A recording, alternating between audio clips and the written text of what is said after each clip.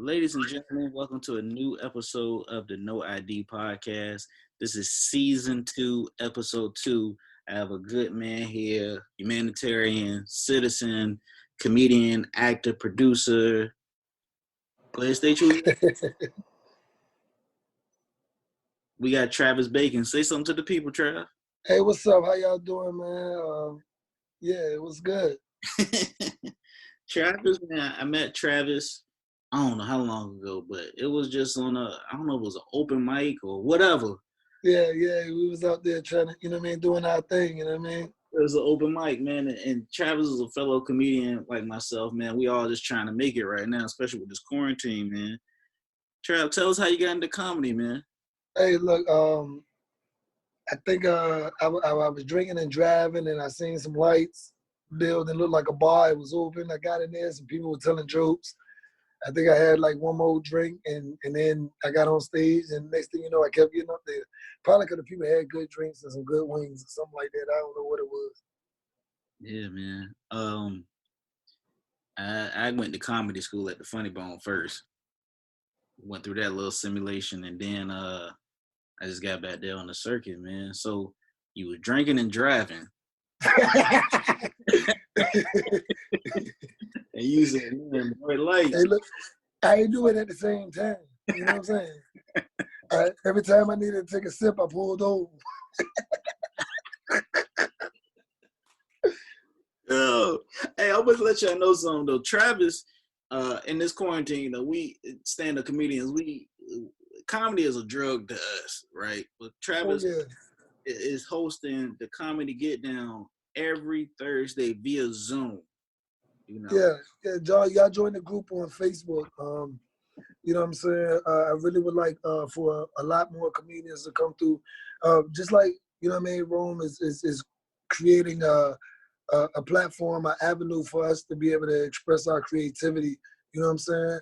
I'm trying to do the same thing with Comedy Get Down because I think there is a plethora of funny comedians who are available, but they don't necessarily have they don't have the place to do it, even though they have certain avenues that have been created and they have done well so far. We got to push it again because we don't know how to get into certain things, and this is the way we do it, by creating more ways. Yeah, we got to create more ways, man. We was talking earlier, right? And I'm trying not to be long-winded and sound all like I'm trying to be all smart about business and all that shit, because for real, my business fucked up. I ain't got no money. We all ain't got no money right now, yo. We are in the when people don't know is when you get into comedy or even with the podcast or acting, you are what considered as a passion project right now, right? Yeah. So you're a creativepreneur at the same time. So passion product, creativepreneur, you're jumping out into entrepreneurship using your creativity and you turn it into a passion project. So right now you're very passionate about it, but we're not getting any money. You know, Max said it on the Oprah Winfrey show, like the fame will come before the money. You know, I can tell you, I've been in comedy about a year and some change. I made $10.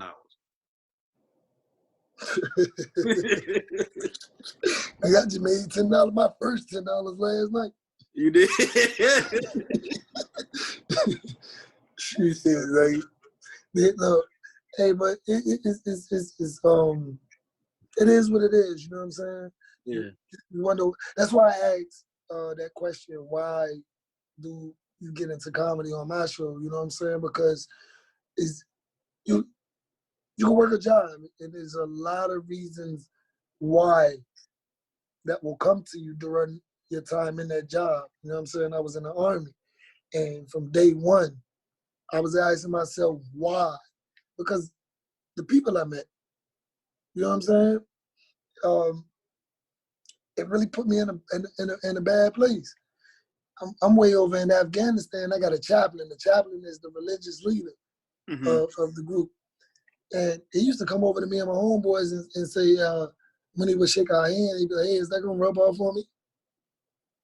Yeah, one day we were sitting in line at the DFAC, the dining facility. He was like, hey, they got some chicken and watermelon in there for you boys. Damn. I was like, damn. So we get in there, we get our food, and we get to eating and shit. And the chaplain come over, and he sit at our table. And he was like, what's going on with y'all, whatever. And while he talking to us, we talking about the faces on money. So I was like, do you know whose face on the 50 cent piece? He was like, no. I said, Joe. He said, Joe who? I said, Joe Mama. Hey, do you know that motherfucker never said no more of that racist shit to us? So yeah, man, I used to wonder why am I in the military when you let these type of people in? You know what I'm saying? Mm-hmm. When I really can't express myself the way I need to or the way I want to.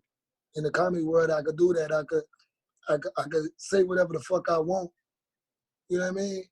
And people would understand that I'm just telling you from my experiences in life. Yeah, your comedy is relatable, bro. I saw you Comedy Get Down twice, Funny Bone, at the Clash of the Comics, Zeke's, Southern Eats.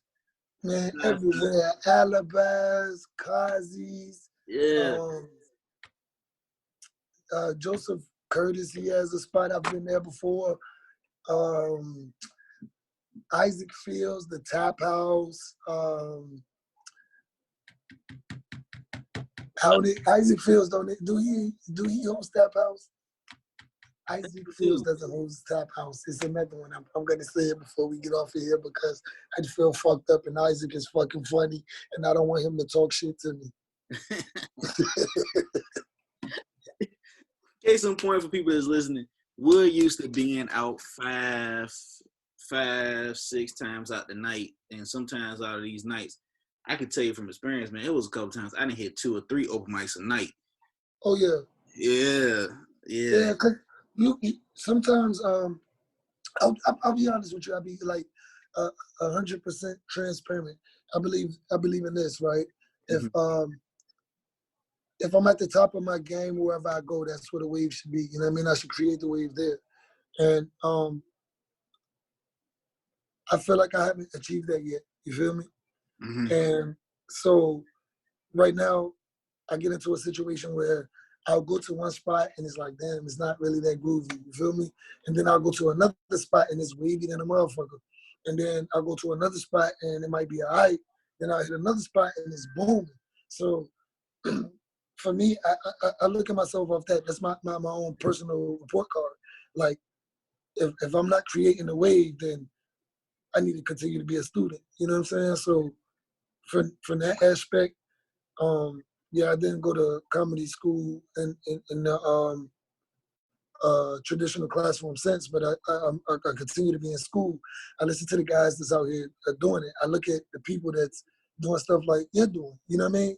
Because it's hard as a bitch. Because it's like it's hard to do something and convince people to join with you. You know what I mean? Yeah. Once you get your wave popping, it's like you're not saying that I want you to ride my wave, but it's saying, hey, maybe I'll enlighten something in you. And that's what you've definitely done in me and inspired me because I've seen you send that first conversation to it. You've been doing. And I couldn't wait to get on this motherfucker. Hey, man, look, the way, like, this is my thing too, right? You can have $1 million dream, but if you ain't got that $1 million in front of somebody, they don't see that vision that you see. I could say from experience, I got a close friend, man. I've known this guy since college, right? I know him buddy since 2008, and he came back. He was stationed overseas and everything like that, and he came for a while. Came to Virginia. He moved back. Where he was from, he got out of the military. I told him I was doing comedy. He was like, man, yeah, you doing it full time? I said, no, I ain't doing it full time. I'm trying to make it my job. I'm trying to get to the point where I can tell these jokes and do this podcast as a living. And he was like, oh, okay. I said, man, I made about $10 off of it. And the face that he made, he's like, man, you must be crazy. I said, bro, like, you don't understand, man. You don't. Like, you got to trust the process. You know what I mean? Yeah. Like, I can tell you from experience, I've had bad shows. I've had good shows. I had mediocre shows. My bad. I think I got a message come through that was kind of important. My bad. You good? We still talk. We good. And you know, just things like that has happened. I mean, shit, I can't even tell you. Um, so Trav, man, not yesterday, the other day on the Comedy Get Down, you touched on your brand and your, like, you want to say just your creative integrity when we was talking about the shows. Like that's your brand. What you want to say is what you want to say. Pretty much, you want to own it, right? Yeah. So what's the Travis Bacon brand? What is that? Exactly. Give me 1 second. I'll answer that for you. 1 second.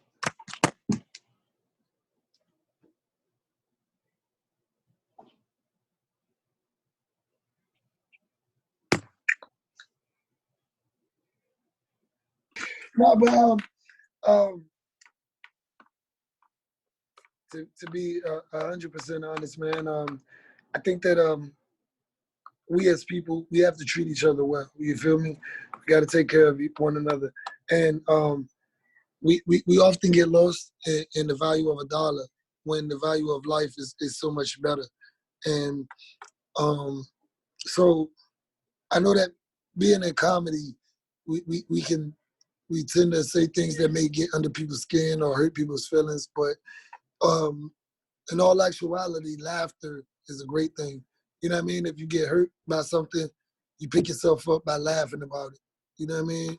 And my brand, Travis Bacon Comedy, anything you see from what that is essentially signed by my name, is about positivity and making people laugh, have fun, and expressing their creativity. Yeah, that is because your stuff is relatable, bro. You don't get that a lot with the some of these mics I've been to.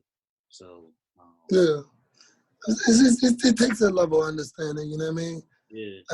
I really we need money to live and stuff like that, but you know what I mean? God gave me my gift for free, so it essentially is upon me to share it with everybody for free. But I need to get my motherfucking money and handle my business. You know what I mean? But like that's I only say that because I try not to overvalue myself. You know what I mean? Yeah. I want to. I know who I am. I know my worth, and sometimes like it just if I got a message to get to the people, then I'm gonna make sure that my message is given to the people. So I don't just do comedy for a paycheck. I do comedy because that's what I love to do. You know what I mean? When people in the Army told me certain things that I didn't expect from chaplains, you know what I mean, the religious leaders, I didn't feel good. I didn't feel like I was at home. I felt like you just paying me to be here and I'm supposed to take it. But if I could do my comedy, if I could express who I am and my heart and my love for human life itself, then yeah, you know what I mean? Of course, you know what I mean? Then it should be a profitable endeavor, but also you should profit from it spiritually. That's what we do. You know, we get on these conversations. You know what I mean? Your mind, people don't realize that. Hey, look, and I ain't crazy. I ain't gonna say, oh yeah, like, look, y'all gonna get me on motherfucking one of these big channels one day, and I'm like, oh yeah, it's free. No, nigga. But I am saying what I do bring, even though I cuss a lot and shit like that. I don't mean no ill intentions, you know what I mean? And I'd rather people to see past that, while some people can't. You know what I mean? You gotta say some shit that'll get somebody attention sometimes. You do gotta say some shit to get some people. They don't hear you unless you're barking. So, you gotta bite sometimes too, but you know. Yeah, when they get close. Yeah, like you gotta keep going at it. So I mean, so yeah, put in the acting as well too, right? Yeah, man, that's it's a weird endeavor for me because I write myself, you know what I'm saying, and so doing what somebody else may have intended for me right now is like it's difficult because I'm trying to push my own thing. You know what I'm saying? I'm trying to get into my own creativity in that aspect, and that's something that I've always. That was like the root of, like the root of my creative my creative part of life. Because I wanted to write books when I was younger. I wanted to write stories and stuff like that, and I didn't. I started, but I started doing something else. You know what I mean? And so I understood what it is to want to bring a scene to life or want to bring a certain character to life. And then for me to transform into somebody else's when I'm trying to do my own thing has made it kind of difficult. Yeah. And this is some deep shit, nigga. I'm deep, nigga. It is. I know. No, because like I told you, right? Like I know where I come from when I write. I don't know where that person is coming from. Facts. And I dabbled in the acting before too. So taking acting classes to the quarantine ended it. And as far as dabbling, I'm gonna go ahead and drop an exclusive for y'all while we're here. Outside of the podcast, the acting and the comedy and the writing, I was signing up for some DJ classes. I was trying to mix. I was like, I can mix at the same time telling my jokes. So, fast. So, like, hey, but that's dope though, because you got to think, because ain't nobody else doing it. Oh man, you gotta do like I think with this you gotta do everything. Like one of my, you gotta do that shit, nigga. Record first. You ain't gotta go live. Record. Okay. Yeah, and you gotta record first. But I think with this industry now, like you gotta have more than one. Like more than one hat. You got a lot of hats. Everybody's got a lot of hats. But the one of the people in this generation has a lot of hats, and I don't care what y'all call them, corny and that Nick Cannon and me, you know. Pause on. Rapper, actor, singer, host. He's done the same thing that I've done for No ID, as he's gave everybody a platform. You saw the DC Young Flies, the Jesse Larius, the Chico Beans, Carlos Millers.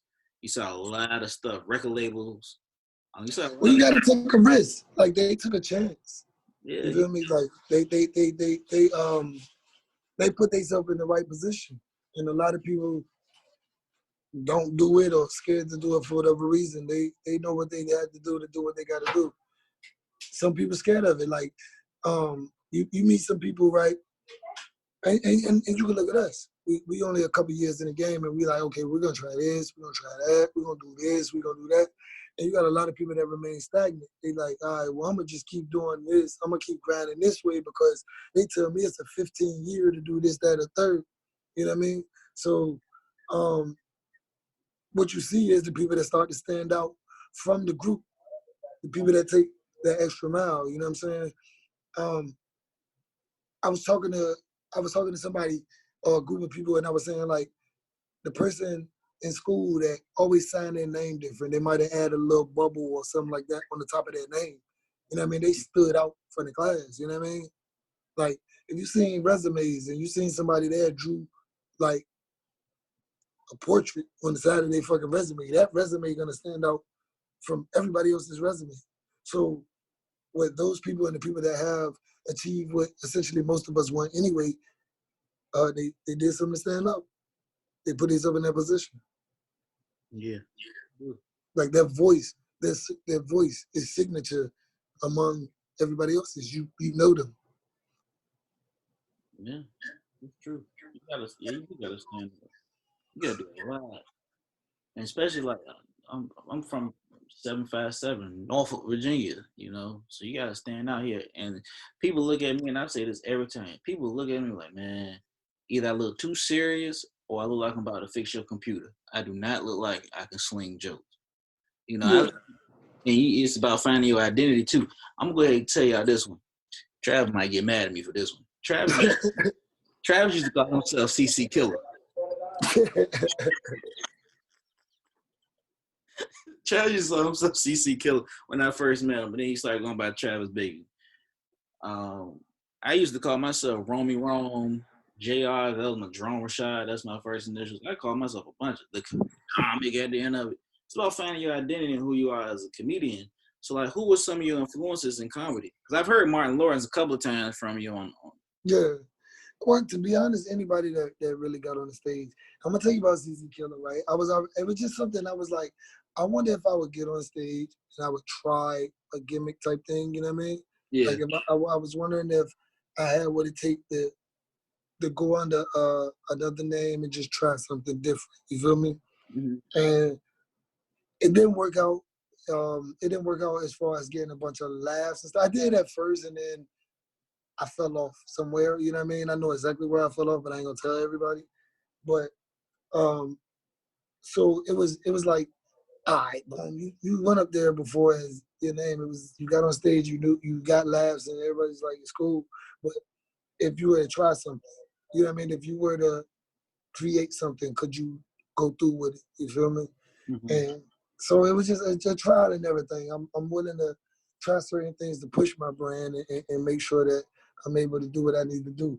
As far as influences, yeah, like just seeing the people that's been there, you know what I mean? Like, of course, the guys that I've been able to watch, like being young, I grew up in the 80s. And then so sitting there and watching on HBO Martin Lawrence and Eddie Murphy, Andrew Dice Clay and George Carlin, the big names, the guys that were able to get on screen, you know what I'm saying? And I always wondered about the people who weren't able to get on screen. That's what made me kind of want to get into it more too. It was like, all right, these guys are funny as hell, but they're here, right? But I guarantee you there's some people that's just as funny or whatever underground. You know what I mean? And I got into it and I loved it, just meeting the people and going from there. Yeah, right. You can. Yeah, I know everybody's gonna make fun of it, but I did Kings of Comedy. That wasn't my inspiration to get into comedy. It was actually the blue collar comedy tour. Barry the Cable Guy, Jeff Foxworthy. Like that was my show. And then Jeff Dunham when he was doing the puppeteering. And I actually, was gonna get a puppet too. See, yeah, exactly. I could not imagine open mic with no puppets. So it's all good. So I always ask this at the end of each interview. All right, I'm just gonna ask top 5 comedians dead or alive with a starting 6-man. Oh, shit. I'm sorry, you said that one more time. Top 5 with what at the end? Top 5 comedians dead or alive with a starting 6-man. Okay. Martin Lawrence, of course. Andrew Dice Clay, George Carlin, Rodney Dangerfield, Monique, like I like Lou Nell, Eddie Murphy. Like, I could go on and on because I like Red Fox, Richard Pryor. You know what I'm saying? Yeah, it's so many people to name. I like so many different comedians for different reasons. Like it's always it's different moods, like different songs. You feel me? Yeah. Like different songs. You can listen to one artist for one type of mood, and you can listen to another artist for a different type of mood. So from just it's a mood thing. You know what I mean? If I wake up and I'm happy and excited, I may listen to a younger comedian. If I'm just kind of mellow and vibed out, I might just kind of listen to an older comedian who talk that mellow shit. You feel me? Yeah, that's correct. Mine's changed too. But I always gonna say top of the list is gonna be Tony Woods. Hey, yo, yeah. Tony Woods is dope. Tony Woods is he has a very distinctive voice. He does. He liked one of my posts on like Facebook. I've been like inboxing him trying to get him on the comedy get down and shit. So like I'm harassing the shit out the nigga now. I ain't harassing him at all.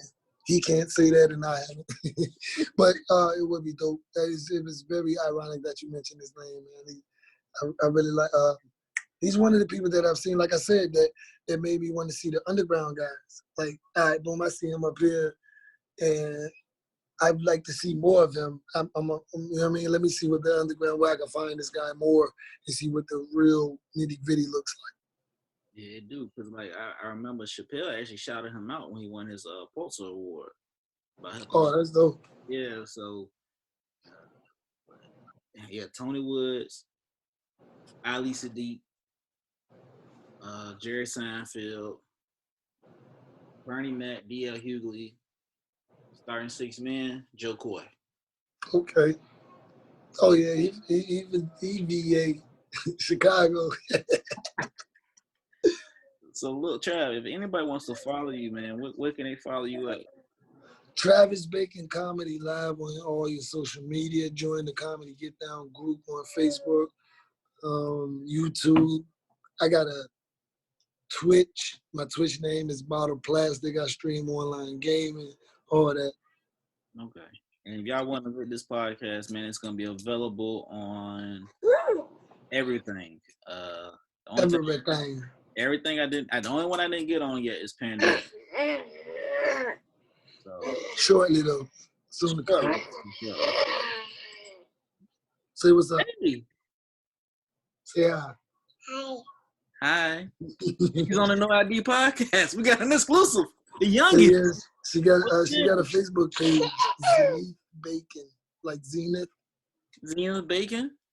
Zenith, like Zenith. Oh. Yeah. Oh man. Yeah, I got my own Facebook page. No more camera time. It's my time. She's going on the podcast. We're going to interview. That's what's up. She's pretty dope too, man. I gotta let her express herself. She's real smart. She's 1 year old, excuse me, and she's like really taking on the world. Oh yeah. The future. You said 1 year old because some people confuse me. Like, how old your baby? They be like 84. They're like, that's 7. You know what I mean? I'm glad you said 1 year old, so it's cool. But we sign it off, man. Travis, I appreciate you. I appreciate the Comedy Get Down as well too, because we need that. We need to get our reps in sometimes too. Probably just need to get away from. Oh yeah, for sure, man. Thank you for having me, man. Like I said, I couldn't wait to be up here, and I'm eternally grateful. You know what I mean? Can't wait for the episode to come out, and I appreciate you always supporting me, and continue to do the same for you, brother. All right, man. Appreciate you, Trav. Take it easy, all right? Easy, man.